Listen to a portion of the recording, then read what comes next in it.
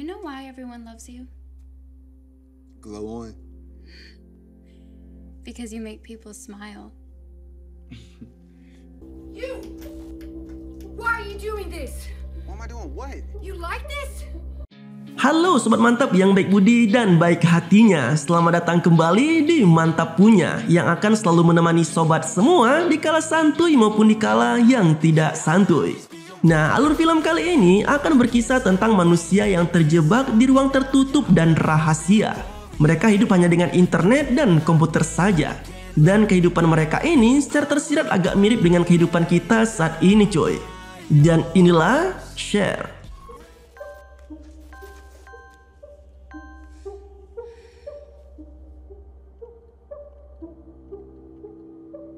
Hello. Kisah kali ini dibuka di dalam sebuah ruangan kecil tanpa pintu, di mana seorang pria terlihat sedang tidak sadarkan diri di tempat ini. Pria bernama Johnny itu pun akhirnya sadar. Saat sadar, dia sama sekali nggak memiliki ingatan dan juga tak mengetahui mengapa ia bisa berada di kamar tersebut. Merasa bingung, Johnny pun memutuskan untuk mencoba menyelidiki kamar tempat ia terperangkap saat ini. Pertama-tama, ia mencoba untuk memeriksa dinding di sekitar kamar. Setelah memeriksa setiap sudut ruangan, sayangnya ia tak menemukan sama sekali celah ataupun pintu yang bisa membuatnya terbebas dari ruangan itu. Untungnya saat Johnny membalikkan wajahnya, ia melihat sebuah komputer lengkap dengan monitor. Di layar monitor tersebut, ia melihat sebuah tulisan dengan kata share atau bagikan. Penasaran dengan monitor tersebut serta berharap hal itu bisa menjadi kunci untuk kebebasannya, Johnny pun tanpa ragu mencoba untuk memeriksa monitor tersebut. Di depan monitor, Johnny mencoba untuk memasukkan beberapa pertanyaan terkait di mana ia berada dan juga cara agar ia bisa keluar dari tempat tertutup itu. Sayangnya setelah beberapa kali percobaan, komputer tersebut sama sekali tak mau menerima perintah yang telah diberikan. Menariknya, komputer itu terus memberikan opsi kata share setiap kali perintah dimasukkan oleh sang pria ditolak mentah-mentah. Karena tak menemukan jalan lain, Johnny pun akhirnya menerima opsi share yang diberikan oleh komputer tersebut dengan mengetik kata ya. Setelah itu, broadcast video dari komputer sang pria pun dimulai. Merasa ini bisa menjadi sebuah kesempatan bagi dirinya untuk bebas, Johnny pun mencoba memberikan pertanyaan melalui broadcast yang telah ia bagikan tersebut. Johnny mencoba bertanya mengapa dirinya bisa terjebak di tempat ini. Dia mencoba menjelaskan melalui broadcast komputer tersebut bahwa ia tak bisa terlalu lama berada di tempat itu karena ia memiliki hewan peliharaan yang harus ia beri makan.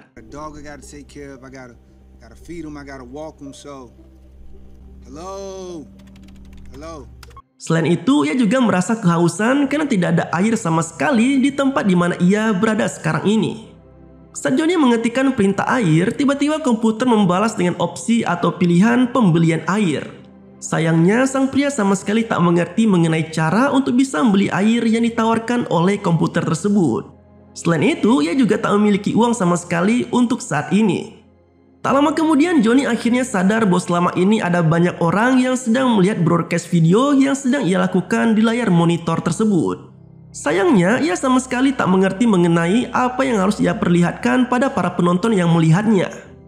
Hampir putus harapan, Johnny mencoba untuk menunjukkan rasa putus asanya kepada para penonton dengan cara berguling-guling di pojok ruangan sambil mengerang kesakitan meminta belas kasihan. Tiba-tiba dari layar monitor terlihat jumlah penonton mulai meningkat pesat. Beberapa dari penonton sendiri juga mulai memberikan donasi untuk Johnny setelah melihat aksi yang dilakukannya tersebut. Johnny lalu memeriksa donasi yang ia dapatkan dan mencoba untuk melihat lebih jauh barang apa saja yang ia bisa beli dengan donasi yang ia terima. Dari beberapa jenis opsi makanan dan minuman yang tersedia di dalam komputer, ia hanya bisa membeli opsi paling murah, yaitu semangkuk makanan anjing. Tak memiliki pilihan, Johnny mau tak mau memilih pilihan makanan anjing tersebut untuk dia bisa makan. Tiba-tiba dari belakang ruangan, jendela kotak hitam terbuka dan semangkuk makanan anjing pun muncul dari dalamnya. Johnny mencoba menunjukkan rasa tak puas dan ingin mengembalikan makanan anjing tersebut. Sayangnya, tak ada pilihan yang bisa membuatnya melakukan hal tersebut. Karena sudah putus asa dan juga merasa sangat kesal, Johnny pun mulai memakan makanan anjing tersebut dengan begitu terpaksa. Saat memakan makanan anjing itu, Johnny beraksi seperti layaknya seekor anjing, di mana ia berdiri seperti anjing dengan kaki dan tangannya, lalu sesekali menggonggong.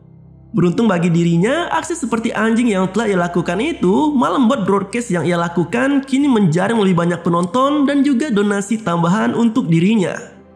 Tanpa basa-basi, Johnny langsung meriksa jumlah donasi yang ia terima kali ini. Dan donasi tersebut membuat dirinya bisa membeli sebuah baju untuk menutupi badannya yang kini hanya ditutupi celana saja. Namun, sudah jatuh tertimpa tangga, pakaian yang ia harapkan bisa memberikan kehangatan ternyata adalah pakaian untuk wanita.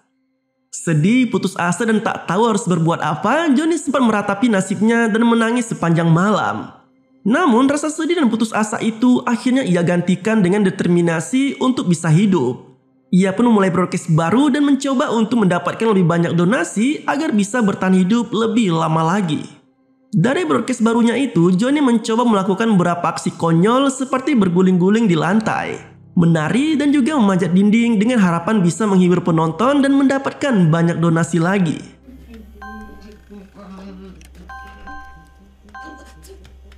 Usaha dan kerja keras Johnny akhirnya berbuah banyak penonton dan juga donasi yang membuatnya bisa membeli sebuah kaos yang segera ia pakai dan juga sebuah kasur kecil. Dengan beberapa aksi lucu yang terus ia lakukan secara terus-menerus, akhirnya Johnny berhasil mendapatkan satu set alat cukur yang ia gunakan untuk merapikan brewok pada wajahnya. Hari demi hari pun berlalu. Johnny pun bisa mendapatkan pendapatan donasi secara konstan dari para penonton dan bisa menikmati hasil jerih payahnya itu dengan memakan makanan yang layak dan juga sebotol minuman keras. Setelah menikmati makanan dan minuman, Johnny yang mulai merasa kesal mencoba untuk memukul botol minuman tersebut ke layar monitor. Sialnya, apa yang ia lakukan malah hanya mematikan broadcast video yang sedang ia lakukan. Kesialan Johnny tak berhenti sampai di situ saja. Karena kini lampu di ruangan juga ikut mati digantikan dengan lampu berwarna merah redup. Menyesal dengan perbuatan yang ia lakukan, sang pria mencoba meminta maaf ke layar monitor berharap ia diberikan kesempatan kedua. Setelah memohon tanpa mendapatkan balasan, Johnny yang sudah putus asa hanya bisa berbaring di lantai. Beruntung bagi dirinya, monitor dan juga lampu ruangan kini menyala kembali. Di monitor sendiri muncul sebuah layar kecil tambahan dengan seorang pria lanjut usia yang kita sebut saja bernama David.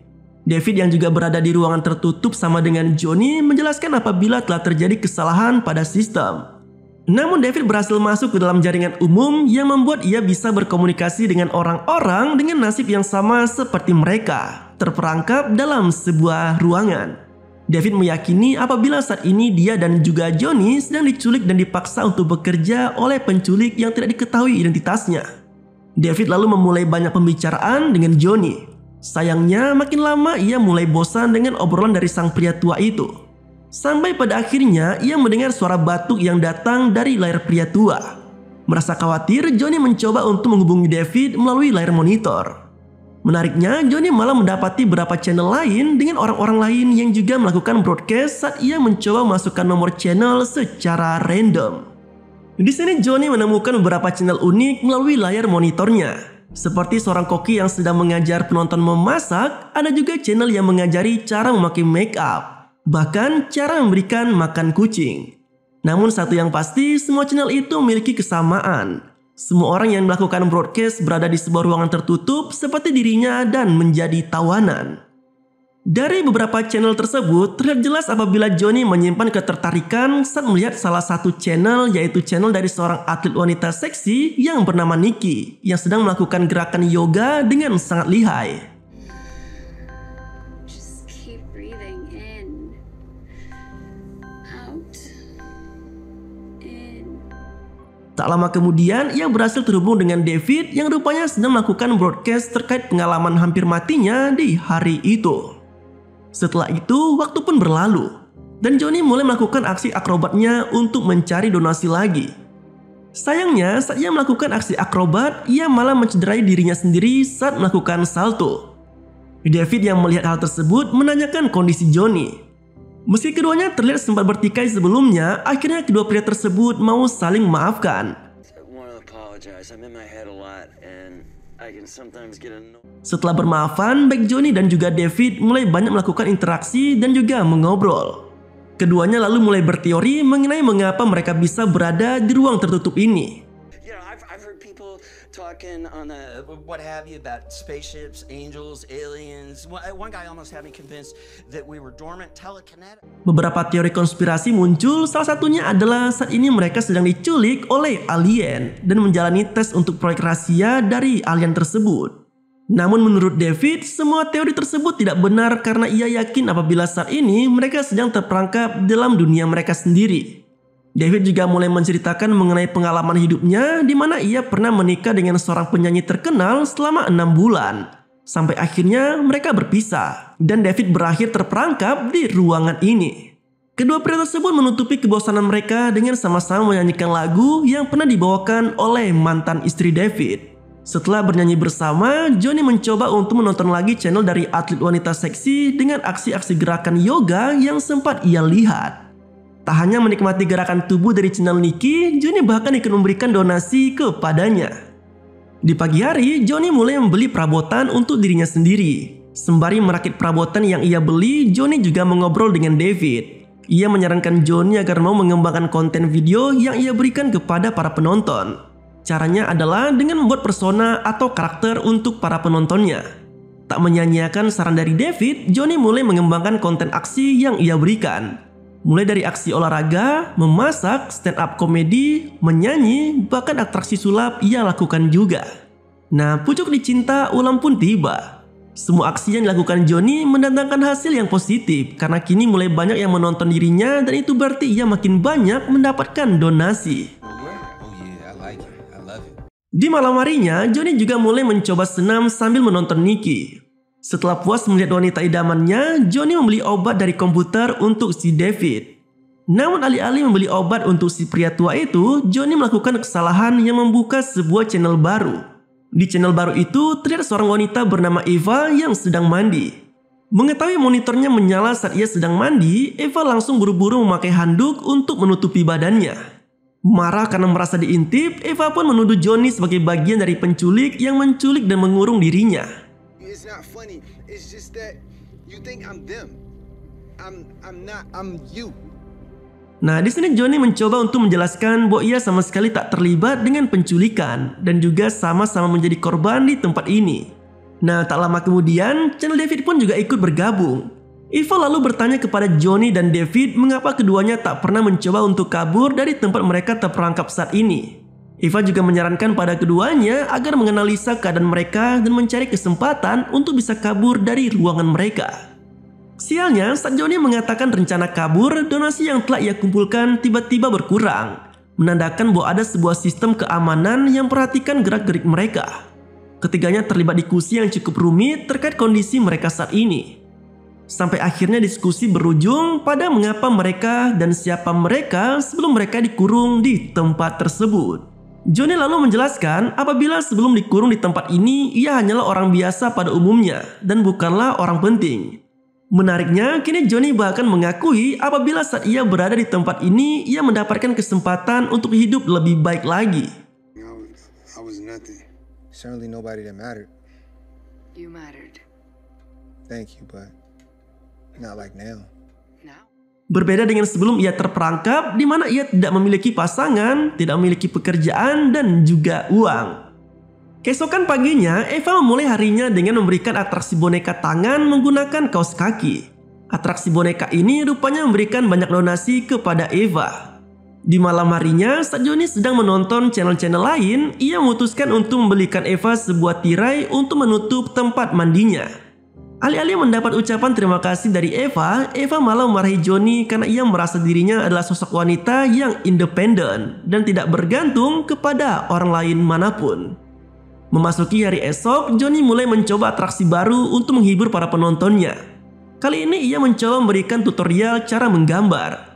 Namun uniknya di sini, karena Johnny tak bisa menggambar, ia mencoba memberikan tutorial sambil melakukan hal lucu. Salah satunya adalah dengan tak menggunakan pakaian dan hanya menggunakan celana dalam sembari menempelkan kertas berbentuk daun tepat di depan celananya. Atraksi yang diberikan oleh Johnny rupanya menarik perhatian banyak penonton yang terhibur dan memberikan banyak donasi kepada channelnya. Tanpa basa-basi, donasi tersebut digunakan oleh Johnny untuk membeli lebih banyak perabotan. Kini hidup Johnny terlihat lebih nyaman dibandingkan saat pertama kali ia berada di tempat ini. Tak lama kemudian, Eva mulai meminta Johnny dan David untuk melakukan revolusi dan kabur dari tempat tersebut. Lambat laun ketiganya mulai terlibat pertikaian sampai akhirnya di malam harinya David terlihat sakit. Dimulai dari batuk-batuk sampai akhirnya ia jatuh kejang-kejang tepat di depan monitornya.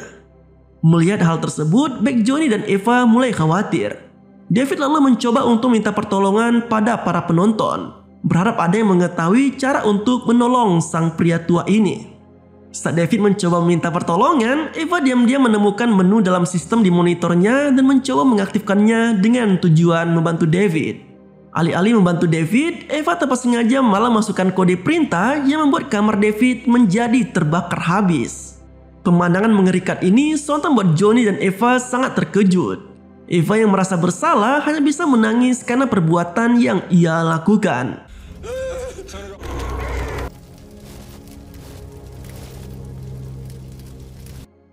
Kejadian tragis itu membuat keduanya tak melakukan komunikasi untuk sementara waktu.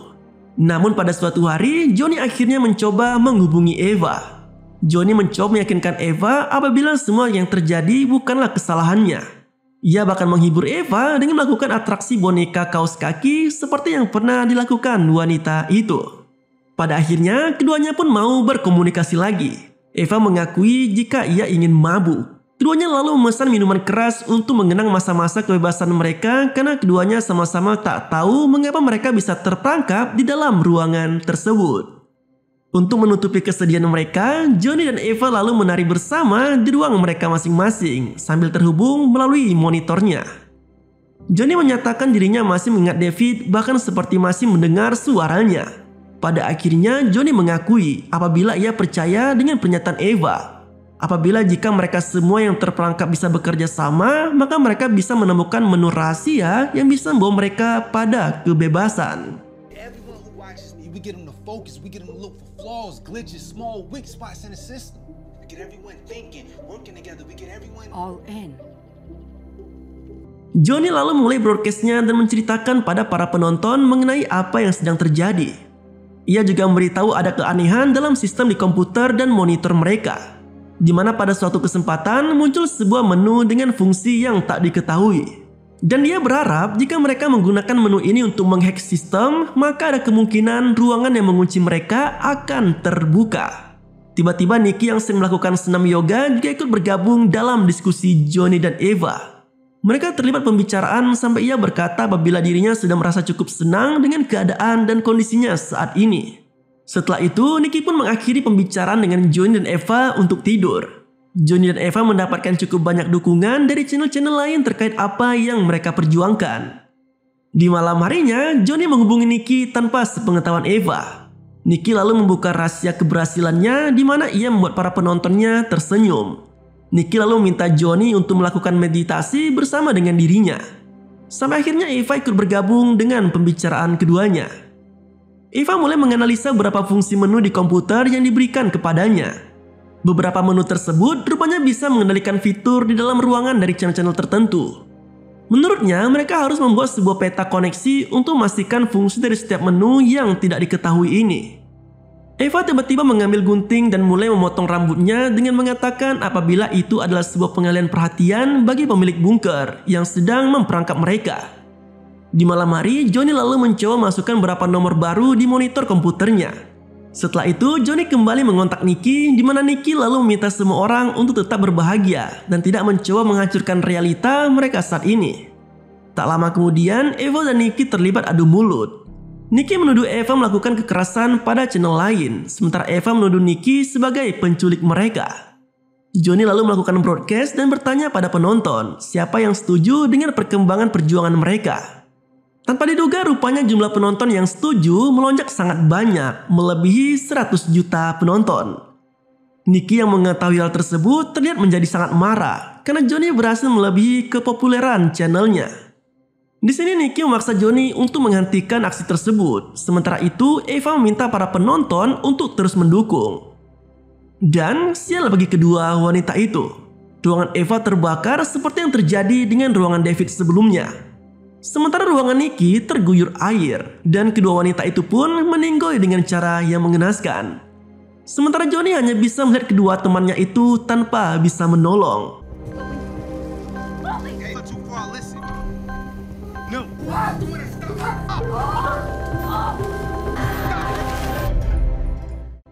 Nah, tiba-tiba setelah melihat kejadian naas tersebut, sebuah pintu terbuka di ruangan Johnny. Tak percaya dengan apa yang terjadi, Johnny mencoba mengecek pintu keluar dan melihat dunia luar. Namun monitor di ruangannya tiba-tiba menyala kembali.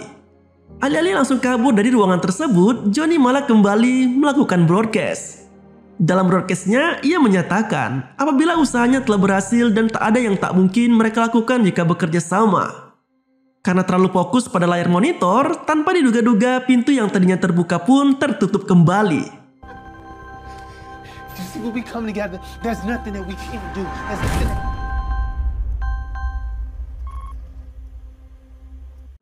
Dan kisah pada film satu ini pun berakhir. Nah, itulah alur ceritanya cuy. Kehidupan mereka di ruang tertutup hanya berbekal internet dan komputer mirip dengan kehidupan para konten kreator saat ini. Di mana secara langsung dan donasi para penonton membuat mereka hidup walaupun tidak keluar rumah. Mau butuh apapun tinggal pesan via internet. Jika sobat suka kisah-kisah seperti ini, jangan lupa share video ini ya. Terima kasih telah menonton video ini sampai habis dan tetap santuy. Sampai jumpa pada video selanjutnya.